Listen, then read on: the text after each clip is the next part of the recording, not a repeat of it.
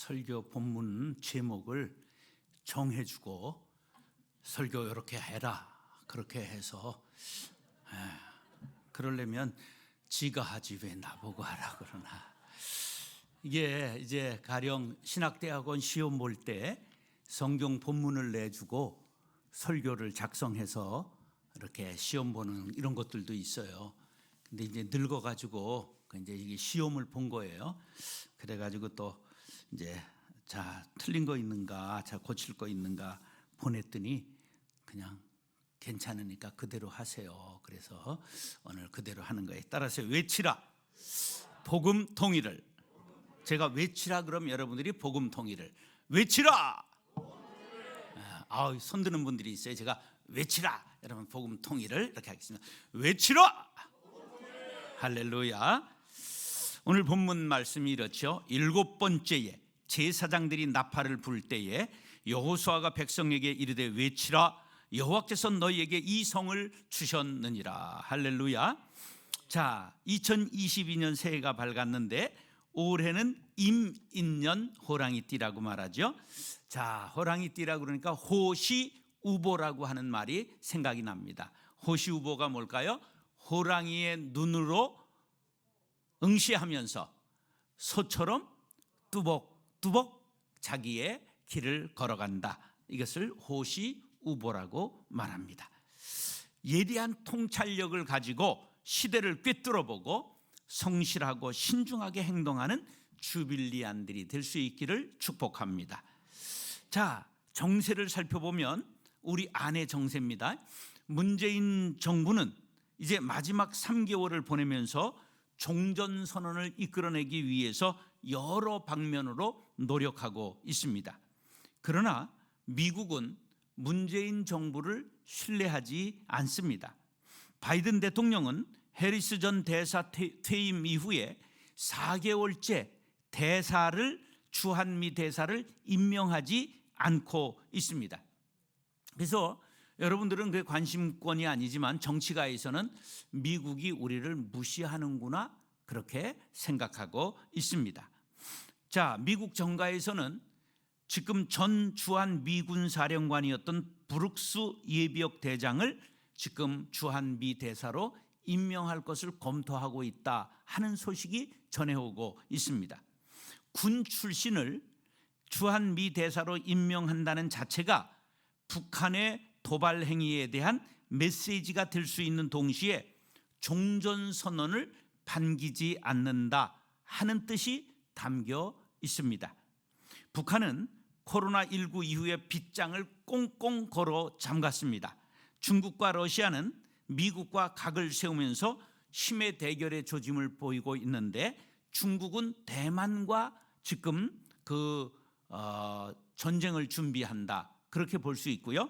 러시아는 어디하고 우크라이나와 지금 힘겨루기를 하고 있습니다.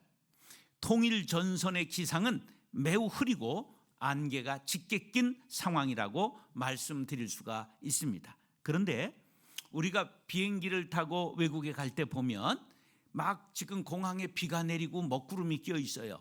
근데 비행기를 타고 쫙 그 구름을 뚫고 올라가면 하늘에 뭐가 빛나고 있죠? 안에다. 그래요. 하늘엔 여전히 의의 태양 되시는 주님이 우리를 비추고 계시다는 것을 믿으시기 바랍니다. 그래서 사람들이 모두 아니라고 불가능하다고 말할지라도 하나님이 예스 하시면 통일이 가능하다는 말씀을 믿으시기 바랍니다. 정세를 살피며 기도해야 합니다. 더 중요한 것은 만왕의 왕 되시고 평화를 원하시고 둘이 하나 되는 것을 좋아하시는 하나님께서 기도하는 주빌리안을 축복하시고 우리의 기도를 들어주실 줄로 믿습니다. 10년을 넘어 새로운 10년을 준비하는 이제 주빌리는 어려운 여건 속에서도 71개 단체와 국내 18개 지부, 해외 18개 지부가 함께하고 있으며 14일에는 강릉 주문진 주빌리가 19번째로 발족되기에 이르렀습니다. 바라기는 국내 모든 도시마다 통일구국 기도회가 열리고 해외 디아스포라들이 사는 도시마다 통일을 염원하는 기도의 향연을 하나님 앞에 올려드릴 때 하나님의 통일 사인이 떨어지리라 확실히 믿습니다. 주빌리안 여러분, 분발하시기 바랍니다. 통일은 선택사항이 아니라 하나님의 소원이요 명령입니다. 우리 모두가 이 사실을 주변에 알리시기 바랍니다. 다시는 이 땅에 전쟁의 피바람이 불어닥치지 않도록 우리 함께 두 손을 모아 기도할 수 있기를 바랍니다. 종전선언에 이어 평화협정 그리고 점진적 통일을 위해 기도합시다. 피 흘림 없는 평화 통일, 예수 십자가 아래 온 민족이 하나 되는 복음 통일을 외쳐야 할 때입니다. 사랑하는 주빌리안 형제 자매 여러분, 외치는 자가 없을 때 외치는 자가 선지자요 선각자입니다. 본문 말씀을 나눌 때 은혜 받고 복음 통일을 외치리라 결단하게 되기를 축원합니다. 따라서 여리고성은 견고합니다. 여리고는 뜻이 달의 성읍입니다. 둘레는 1km 남짓 되는 그렇게 크지 않은 성입니다. 성의 둘레가 얼마나 된다고요? 1km 정도 되니까 그렇게 큰 성은 아닙니다. 그런데 전략적으로 매우 중요한 위치에 있는 성이기 때문에 성의 높이는 성벽이 3.4m가 되고 이 성이 이중적 구조로 있어서 바깥성이 있고 안성이 있습니다. 아주 견고한 성입니다. 사해 북쪽 12km에 위치하고 있고 예루살렘 동쪽 29km 지점에 있는데 해면보다 240m 낮은 곳에 있습니다. 그 요르단 강 그 협곡이 세계에서 제일 낮은 데인 걸 아십니까? 얼마나 낮으냐? 제일 낮은 지역 사해 지역 있죠? 왜 사해가 소금바다인지 아세요? 제일 낮은 데 있기 때문에 광야에 있는 모든 염분이 전부 그리 들어가고 햇볕에 의해서 물이 증발되고 소금기가 남아있기 때문에 자그마치 우리 바다에는 3%가 안 되는 소금이 있는데 사해는 25%의 소금이 있는 거예요. 그래서 우리가 사해에 들어가 누우면 어떻게 될까? 둥둥 뜨는 거지요. 예. 그리고 뭐가 유명하죠? 머드팩이 유명하잖아요. 그래서 이스라엘의 화장품 하면 머드가 유명한 거지요. 자, 그런데 이곳을 통해 동서로 지나가는 무역로가 글로 지나가게 돼 있어요. 그렇기 때문에 이것이 세계사적으로 가장 오래된 고대 도시의 흔적이 발견돼요. 학자에 따라서는 10,000년 전 사람이 살던 유적이 발굴되었다, 그런 보고서를 보았습니다. 가나안 땅에 들어가려면 반드시 동에서 서로 갈 때 통과해야 되는 관문이었기 때문에 이중성벽으로 된 아주 관문과 같이 중요한 성이었습니다. 이곳엔 큰 오아시스가 있어서 지금도 물이 콸콸콸콸 나오고 있어요. 여기 물의 수질이 안 좋을 때 뭐를 엘리사 선지자가 집어넣었어요? 소금을 집어넣었잖아요. 그래서 물이 달게 되었더라 성경에 나오는 거예요. 가보면 기가 막힐 정도로 지금도 물이 콸콸 솟구치고 있습니다. 온화하고 종려나무가 많이 자라고 있습니다. 그래서 이 관문을 이스라엘을 볼 땐 피하고 돌아가고 싶은 길이었지만 하나님께서는 여호수아에게 여리고를 함락시켜라 명령하셨습니다. 우리가 통일을 위해 무너뜨려야 할 여리고는 휴전선입니다. 휴전선은 1953년 7월 27일 휴전협정과 함께 155마일 전선, 키로수로 248km가 되는 높다란 3.4m 되는 철조망을 전부 남쪽에 북쪽에 4km 상관에 전부 쳐놓은 것을 바로 휴전선이라고 말합니다.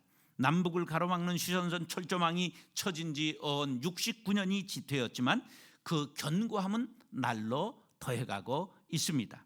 지금 한 사람이 그 철조망을 넘어서 갔다 그러니까 여러분들 가고 싶으세요?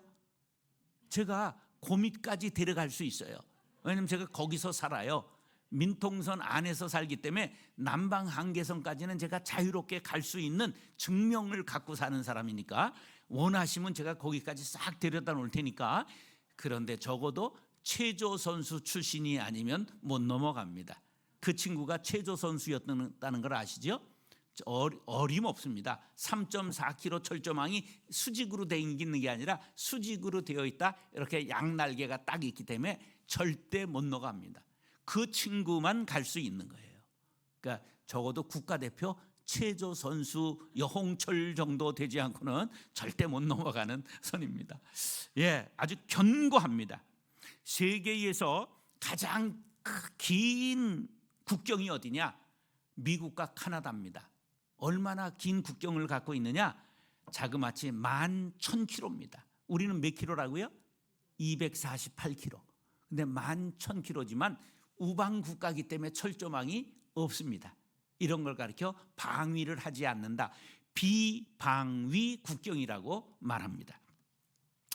세계에서 가장 긴 철조망은 어디 있느냐? 바로 한반도에 있습니다. 바로 휴전선 248km가 세계에서 가장 긴 철조망입니다. 이 철조망을 사이에 두고 북한의 병력 110만, 남한의 병력 60만, 가장 현대식 무기를 가지고 양쪽에서 겨루고 있는 비극적인 땅이 이 나라입니다. 두 나라의 전쟁을 우려해서 유엔군이 들어와 있지요. 남쪽에는 미군, 북쪽에는 중국과 러시아의 군사 고문단이 들어와 있습니다. 그런 속에서 조선민주주의인민공화국은 세계에서 가장 호전적이고 견고한 나라를 이루고 있습니다. 어제 뭐 쐈죠? 미사일. 얼마 날아갔죠? 700km를 날아가서 그냥 표적지를 정중앙에 맞췄다. 그 초음속 미사일을 쐈다는 거죠.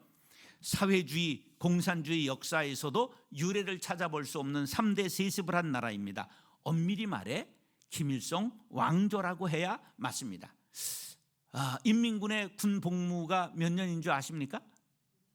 남자는 10년, 여자는 6년입니다.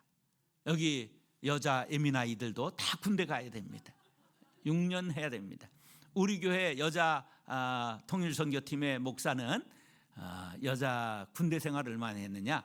11년을 한 특무상사 출신입니다.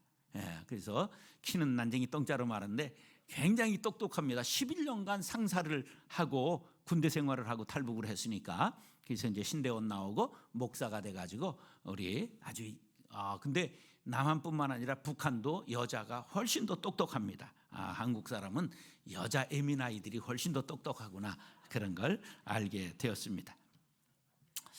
북한에서는 종교 없습니다. 그러니까 지하교인이 있는 거예요. 성경 가지고 있다 체포되면 어떻게 될까? 운 좋으면 아오지 탄광이고 그렇지 않으면 사형입니다. 예. 핵폭탄을 만듭니다. 미국과 겨루고 한국을 위협합니다. 세계 열방의 경제 보복으로 인민들은 굶주리고 추운 겨울을 보내고 있습니다. 그 속에서 38살 젊은 김정은은 자력갱생을 외치며 인민들을 몰아치고 있습니다. 우리의 통일전선은 여리고성보다 더 견고한 성벽이 굳게 버티고 있습니다.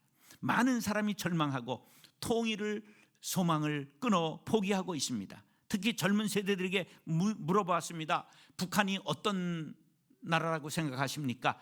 그랬더니 100명 중에 17명만 동족이라고 말했습니다. 완전 남남으로 생각하는 사람이 훨씬 이제 많아지고 있습니다. 보이는 견고한 장벽이 보이지 않는 장벽을 만들고 말았습니다. 70년의 세월의 장벽이 무심한 마음의 장벽을 만든 것입니다. 사랑하는 주빌리안 형제 자매 여러분, 여리고성을 돌라고 말씀하신 하나님께서 우리들에게 휴전선 장벽을 돌라고 말씀하십니다. 북한을 위해 통일을 위해 기도하라는 뜻입니다. 하나님의 명령에 순종하여 견고한 여리고성을 돌고 기도하는 주빌리안들이 될 수 있기를 예수님의 이름으로 축원합니다. 따라서 거룩한 전쟁입니다. 전쟁은 거룩할 수 없습니다. 잔혹하고 비열하고 비참한 것이 전쟁입니다. 그리스 역사가 투키디데스는 말했습니다. 전쟁은 폭력적인 선생이다. 키케로는 정당치 못한 평화가 정당한 전쟁보다 낫다. 영국의 피셔 해군 제독은 전쟁의 본질은 폭력이다. 전쟁에서 절제는 우둔한 짓이다. 버드런트 러셀이라는 철학자는 전쟁은 누가 옳은지를 결정하는 게 아니다, 누가 남느냐를 결정하는 것이다. 해밍웨이는 말했습니다. 아무리 필요한 것 같고 정당화될 듯해도 전쟁은 범죄다. 그런데 하나님께서 여호수아에게 전쟁을 명령하셨습니다. 당시 가나안 땅은 우상 숭배와 영적 타락이 심했습니다. 여리고의 뜻이 뭐라고 그랬죠? 달의 성읍이라고 이름이 보여주는 대로 달을 신으로 섬기는 성이었던 것입니다. 그 땅을 거룩한 땅으로 바꾸어라, 하나님을 주인으로 섬기는 땅으로 바꾸라고 전쟁을 명령하신 것입니다. 본문에 거룩한 전쟁이라는 것을 상징하고 있는 단어가 일곱이라고 하는 단어입니다. 16절 상반절 다 같이 읽겠습니다. 시작. 일곱 번째의 제사장들이 나팔을 불 때에. 자, 일곱이라는 숫자는 신적 섭리나 신의 사역과 관련이 깊습니다. 그 뜻은 완성, 완결, 성취라고 하는 의미를 담고 있습니다. 여호수아 6장에 일곱이라는 단어가 자그마치 14번이나 나옵니다. 창세기 21장에 아브라함과 그랄 지역의 왕 아비멜렉이 우호 조약을 맺는데 그때 일곱 암양 새끼를 우물을 판 증거로 삼으라고 내어줍니다. 일곱이라는 숫자를 중요시 고대로부터 여겼다는 증거입니다. 출애굽기 20장에는 십계명이 나옵니다. 십계명 중에 안식일에 관한 제4계명이 나오는데 그 말씀에 일곱째 날의 중요성을 이렇게 말씀하고 있습니다. 일곱째 날은 네 하나님 여호와의 안식일인즉 너나 네 아들이나 네 딸이나 네 남종이나 네 여종이나 네 가축이나 네 문 안에 머무는 객이라도 아무 일도 하지 말라. 이는 엿새 동안에 나 여호와가 하늘과 땅과 바다와 그 가운데 모든 것을 만들고 일곱째 날에 쉬었습니다. 그러므로 나 여호와가 안식일을 복되게 하여 그날을 거룩하게 하였느니라. 일곱째 날은 무슨 날? 안식일. 그날은 쉬는 날, 복된 날, 거룩한 날이라고 말씀하고 있습니다. 열왕기하 5장에 보면 아람 나라 국방장관 나아만이 문둥병을 고치기 위해 엘리사 선지자를 찾아왔습니다. 그런데 만나주지도 않고 하인을 시켜가지고 요단강에서 7번 몸을 씻으라고 전했습니다. 나아만이 뚜껑이 열렸어요. 우리나라에 얼마나 크고 깨끗한 강이 많은데 해필이면 저 조그만 요단강이냐, 가자! 그렇게 말할 때 종중에 지혜로운 종들이 말합니다. 장군님, 이보다 더 어려운 일을 시켰다고 해도 했을 터인데 그까짓 거 속는 셈 치고 한번 해보시지요. 만류하는 바람에 요단강에 씩씩거리며 들어가 몸을 씻었습니다. 열왕기하 5장 14절 나아만이 이에 내려가서 하나님의 사람의 말대로 다 같이 시작. 요단강에 7번 몸을 잠그니 그의 살이 어린아이의 살같이 회복되어 깨끗하게 되었더라. 몇 번 잠그니까? 6번 잠글 때까지 변화가 있었어요? 없었어요? 없었어요. 7이라는 숫자는 거룩한 수요, 완전한 수입니다. 이스라엘은 여리고성을 7째 날 7번을 돌았습니다. 드디어 성이 무너졌습니다. 하나님은 하나님의 방법으로 전쟁을 수행할 것을 명령하십니다. 오늘 짧은 말씀 속에 또 하나의 거룩한 전쟁을 암시하는 단어가 나오는데 나팔이라는 단어입니다. 이건 쇼파르라고 하는 말인데 양각나팔이라고 하는 말이에요. 양각이라는 건 양의 뿔이라는 뜻입니다. 양의 뿔로 만든 긴 뿔나팔인데, 그런데 놀랍게도 전쟁 때에는 뿔나팔을 불지 않고 뭘 불었느냐? 그것은 은나팔을 분다고 민수기 10장 2절에 나와 있습니다. 그러니까 양각나팔은 언제 부는 거냐? 축제를 알리거나 어떤 제사장이 나오신다, 대제사장이 나오신다, 출현을 알릴 때, 절기가 시작됨을 알릴 때 사용했던 게 양각나팔입니다. 그러므로 양각나팔을 불게 한 것은 여리고의 전쟁이 하나님의 출현을 알리는 거룩한 전쟁이었음을 나타내고 있는 것입니다. 통일운동은 거룩한 전쟁입니다. 하나님이 일하시도록 양각나팔을 불어야 됩니다. 통일은 하나님이 직접 하십니다. 그분이 이루십니다. 우리는 그분의 명령을 따라 무너지지 않을 것 같은 견고한 여리고성 휴전선을 돌아야 되는 것입니다. 거룩한 전쟁에 나선 주빌리한 여러분, 우리의 씨름은 혈과 육에 대한 것이 아닙니다. 악한 영과의 싸움입니다. 그러므로 더욱 하나님의 말씀을 신뢰하고 앞이 보이지 않고 거대한 성벽만 보일지라도 오늘도 내일도 하나님께서 일하신다는 믿음으로 통일의 기도의 전선을 돌 수 있게 되기를, 외치게 되기를 예수님의 이름으로 축원합니다. 따라서 믿음으로 순종하며 복음 통일을 외칩시다. 16절 하반절 다 같이 읽겠습니다. 시작. 여호수아가 백성에게 이르되 외치라, 여호와께서 너희에게 이 성을 주셨느니라. 할렐루야. 자, 어떻게 하라고요? 우리에게 외치라. 외칠 때 하나님께서 통일을 주실 줄로 믿습니다. 하나님께서 여호수아에게 말씀하십니다. 모든 백성을 동원하여 여리고성을 하루에 한 번씩 엿새 동안 돌아라. 돌 때 아무 소리도 내지 말아라. 조용히 돌아라. 그리고 7째 날에는 7번을 도는데 7바퀴 돌 때에 제사장이 양각나팔을 불면 일체히 외치라고 명령했습니다. 그 명령을 따라 침묵으로 엿새 동안 하루 한 번씩 돌았습니다. 7째 날도 6바퀴 돌 때까지는 침묵했습니다. 그리고 드디어 7바퀴를 돌 때에 제사장들이 양각나팔을 불자 백성들이 일제히 함성을 질렀습니다. 20절 다 같이 시작. 이에 백성은 외치고 제사장들은 나팔을 불매 백성이 나팔 소리를 들을 때에 크게 소리질러 외치니 성벽이 무너 내린지라. 백성이 각기 앞으로 나아가 그 성에 들어가서 그 성을 점령했더라. 할렐루야. 성벽이 무너져 내렸습니다. 소리가 진동을 일으키고 성벽이 무너졌을까요? 아닙니다. 믿음으로 하나님의 말씀에 순종했더니 기적이 일어난 것입니다. 성벽을 엿새 동안 돌 때에 전력상 얼마나 무모한 일입니까? 그 성벽을 지키고 있던 여리고 병사들이 어떻게 생각했을까요?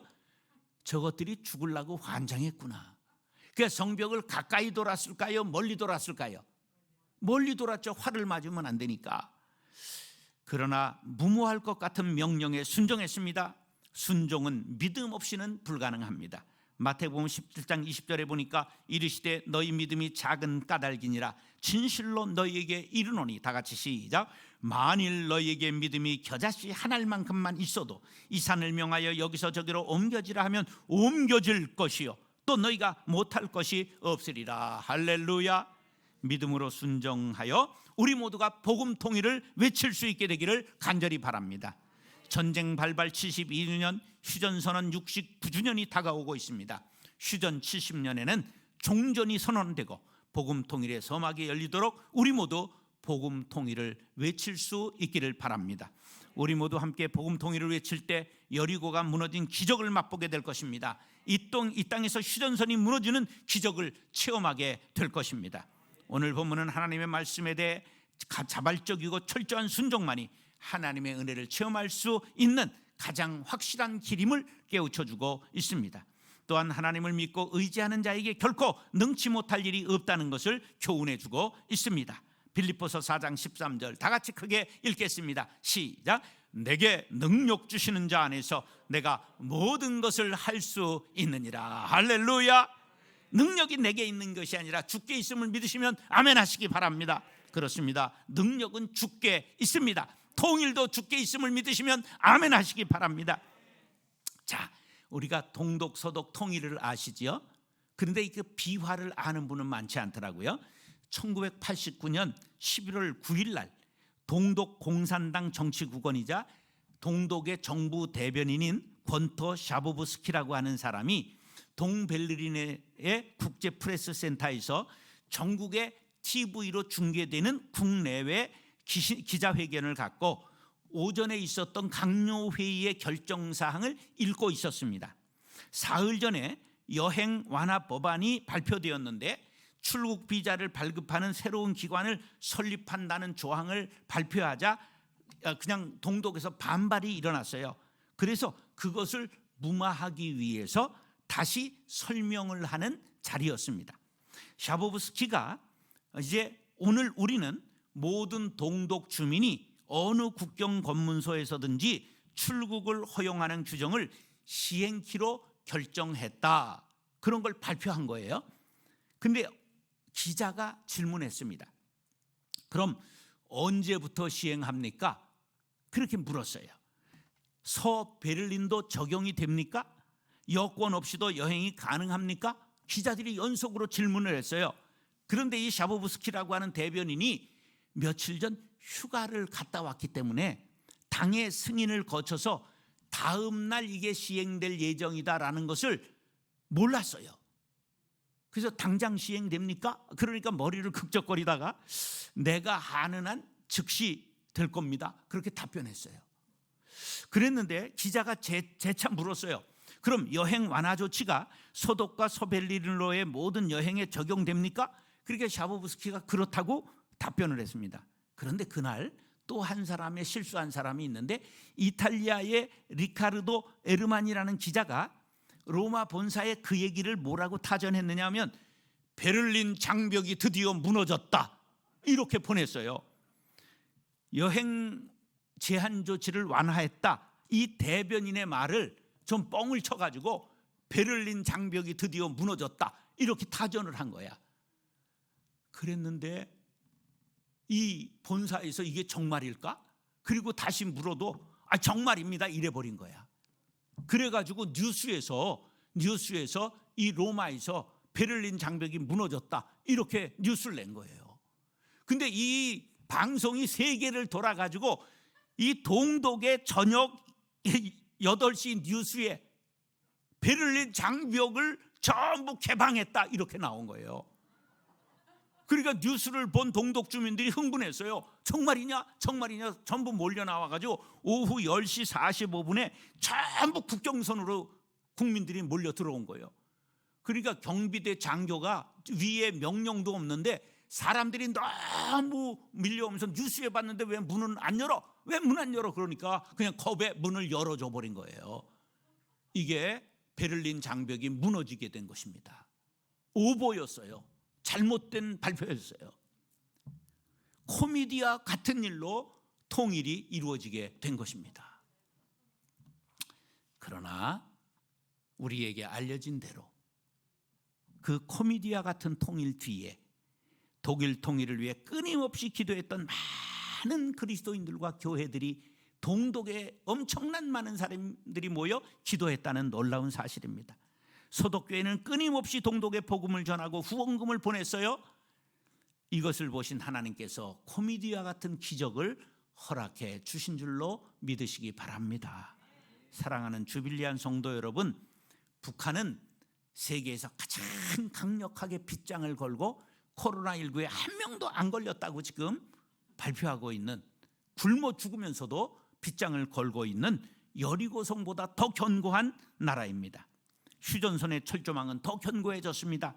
그러나 통일은 거룩한 전쟁이요, 기독교를 대적하는 김일성 3부자를 우상화하는 악한 영과의 싸움임을 우리는 알고 있습니다. 우리 모두 믿음으로 순종하며 복음 통일을 외쳐야 합니다. 정세는 어렵고 먹구름이 끼어 있습니다. 우리는 능력이 주께 있음을 동시에 믿습니다. 외치라, 여호와께서 너희에게 이 성을 주셨느니라는 말씀을 믿고 우리 모두가 외쳐야 하겠습니다. 하나님, 북한을 우리에게 주옵소서. 통일을 허락하여 주옵소서.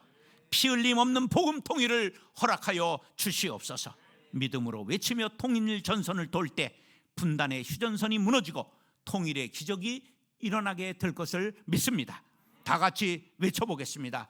외치라 복음 통일을, 외치라 복음 통일을, 외치라 복음 통일을. 기도하겠습니다. 사랑과 은혜가 풍성하신 아버지 하나님, 여리고성은 견고합니다. 휴전선은 견고합니다. 북한의 빗장은 점점 더 주님이여 견고해지고 있습니다.